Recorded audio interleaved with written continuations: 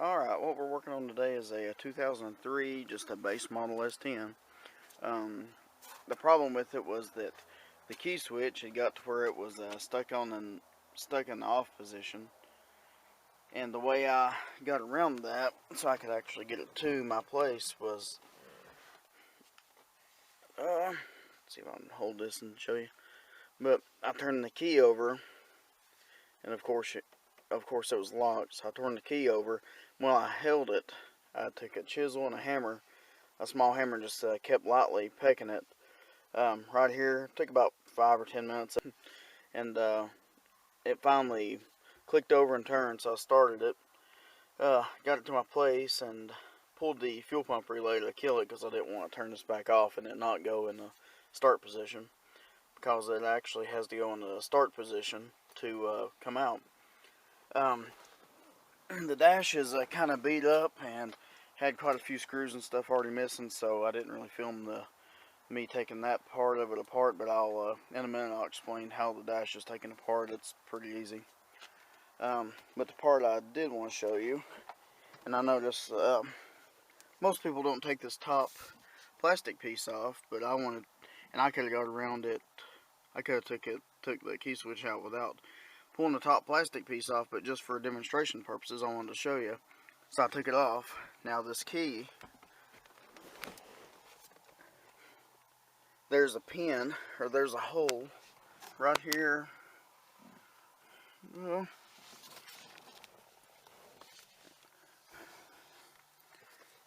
okay, there's a hole right there. What you got to do is you got to turn this key all the way over in the start position and unhook your battery, of course.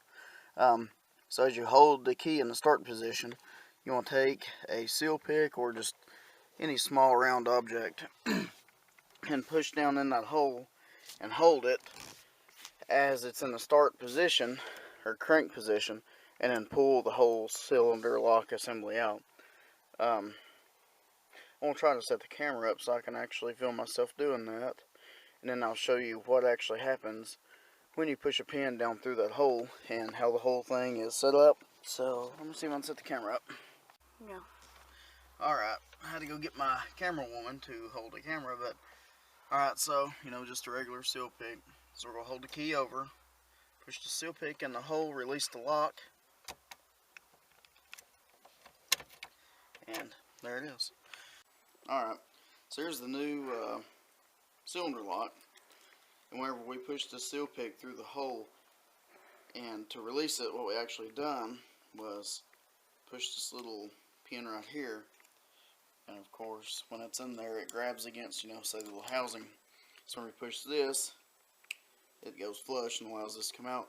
The reason it has to be in start position is that this whole piece turns and it connects into the other part of the switch to actually work the electronic switch. But this whole part turns, so the hole is over here, so you have to hold it in start position to make this line up with the hole. So that's why you gotta do that. And the way this lock works is, if you see where the key's in, this is flush. This also, in the housing itself, has a groove cut in it. Whenever you pull the key out, you can see that raises up just enough so it locks this and it can't be turned. When you push the key in, it pushes it down. So the problem with this one was, where we put the key in, even though it was in, it still wouldn't go down flush, and that's why it wouldn't turn. So I will put this cylinder in, I'll put the rest of it back together, and I'll show you how to take the plastic and trim off. And also, whenever I put this in, I'm going, most people don't, I'm going to apply a light coating of grease around through here just to make things a little bit smoother. So that's it, and I will show you here in a minute how to put the plastic back on. Alright, so as far as the trim work goes, I left the bottom part off so you can see where some of the screws go. But most of this is just those snap-in clips, so you've got to gently pull behind here, stick a small screwdriver or something that's not going to mar the plastic up if you're worried about that. Stick that back there, pop this part off all the way across, and it'll go all the way over here. The only screws that hold this actual piece on is, once you take this bottom piece off, there's a screw right there, and one right here. And like I say, the rest of it just pops off. There's a connector behind this airbag switch. You got to take that off, and you can take the connector on the light switch off too. But what I done was just unhook this and pulled this whole part off, left it hooked up over here, and just laid it over and got it out of my way. Also, to get this off, you'll have to hold the brake or scotch the vehicle and pull the gear selector all the way down to get this to clear. And the bottom part, of course it sort of snaps up, but it's got, I have to count the screws, but it's got one here, I think one here, it's got several on the bottom. They're very obvious to see what holds it on, so really easy to figure out. You just have to look at the bottom. They've got a line of bolts down there, and this plastic column section, it's got two Torx bit screws. I think they're T25s.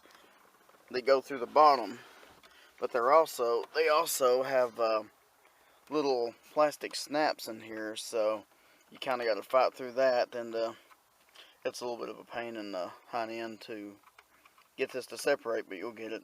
There's a clip back here. I take a screwdriver and pull it back to get it off, but like I say, most of the time you can actually pull this up just enough to get like a 90-degree seal pick in there and stick down in that hole enough to pull the cylinder out, the lock cylinder. But I just went ahead and pulled all of it off just to give you all a better look of how it actually worked and what was going on, because I don't think most videos go that far. This kind of point and tell you to where the hole to put the pin in is at, but they don't actually show you, so I figured I'd show you. But other than that, not a whole lot to it. And here's a new switch, so of course it's smooth now and works. Before it was just stuck in the off position.